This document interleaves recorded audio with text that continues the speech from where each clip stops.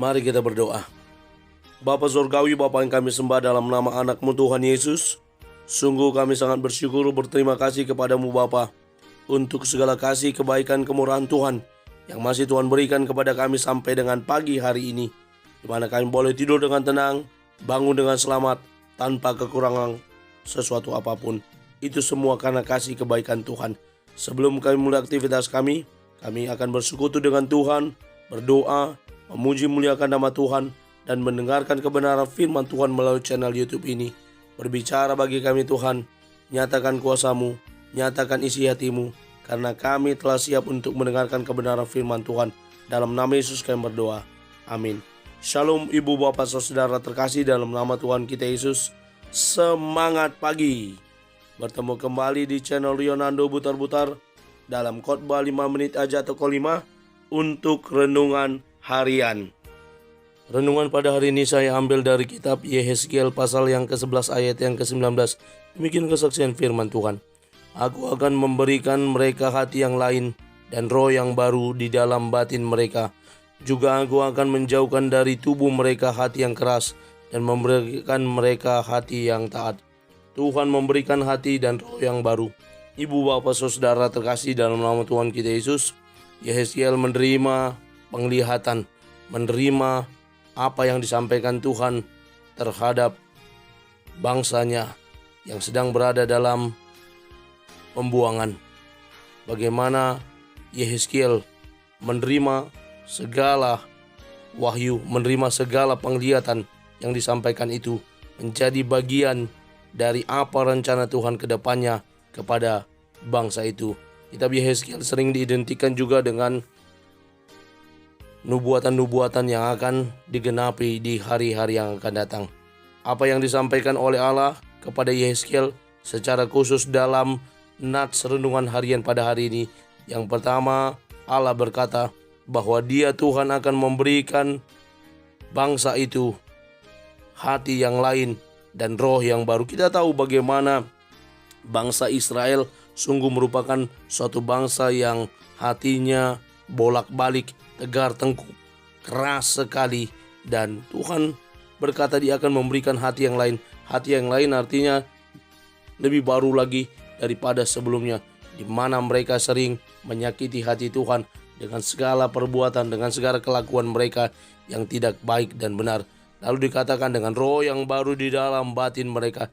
Bagaimana roh ini yang akan menuntun ke dalam jalan kebenaran dan hidup. Dan dikatakan selanjutnya, aku akan menjauhkan dari tubuh mereka hati yang keras dan memberikan mereka hati yang taat. Hati yang baru, roh yang baru yang diberikan dengan tujuan bahwa bangsa itu akan memiliki hati yang taat kepada Tuhan. Dan benar saja pembaharuan yang disampaikan oleh Tuhan ini menjadi satu jalan bagi bangsa itu untuk berubah ke arah yang lebih baik. Demikian pula kalau kita korelasikan, kita implementasikan kepada kehidupan kita sehari-hari.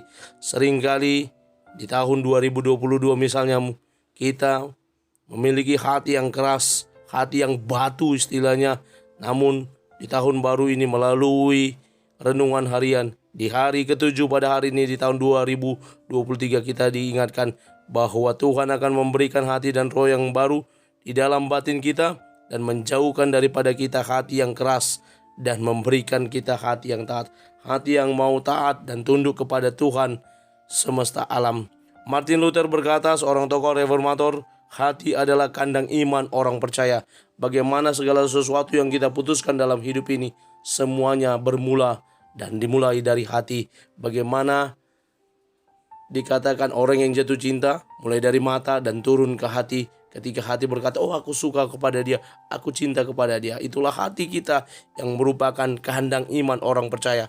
Hati nurani juga yang dikorelasikan dengan iman kita membuat kita semakin bersuka cita dalam mengiring Tuhan. Eric Fromm, seorang penulis, berkata, hanya orang yang memiliki kepercayaan di dalam hatinya yang dapat dipercaya orang lain. Bagaimana kita sebagai orang-orang yang memiliki iman yang dapat dipercaya oleh orang lain. Mario Teguh, seorang motivator, berkata, orang yang hatinya penuh syukur, wajahnya bercahaya, membenarkan kedamaian, penghormatan, dan pengaruh. Karena itu ibu, bapak, saudara, mari kita berjalan di dalam Tuhan.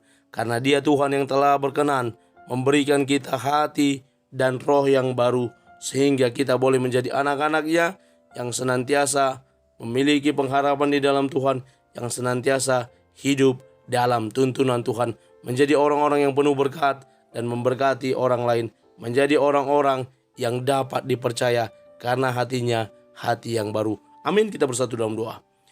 Terima kasih Bapa untuk firman-Mu yang telah kami dengarkan pada pagi hari ini. Mampukan kami untuk menjadi para pelaku kebenaran firman Tuhan, yang terus bertumbuh di dalam Tuhan, yang terus hidup dalam tuntunan-Mu Tuhan, sehingga sebagai anak-anak-Mu Tuhan, kami boleh terus diperbaharui dari sehari ke hari-hari yang akan datang. Kami berdoa terus kepada teman-teman kami yang terhubung dengan channel YouTube ini, kepada mereka yang ada masih hati yang keras dan membatu, Tuhan yang melembutkan, Tuhan yang menolong, sehingga semuanya boleh berjalan dalam damai.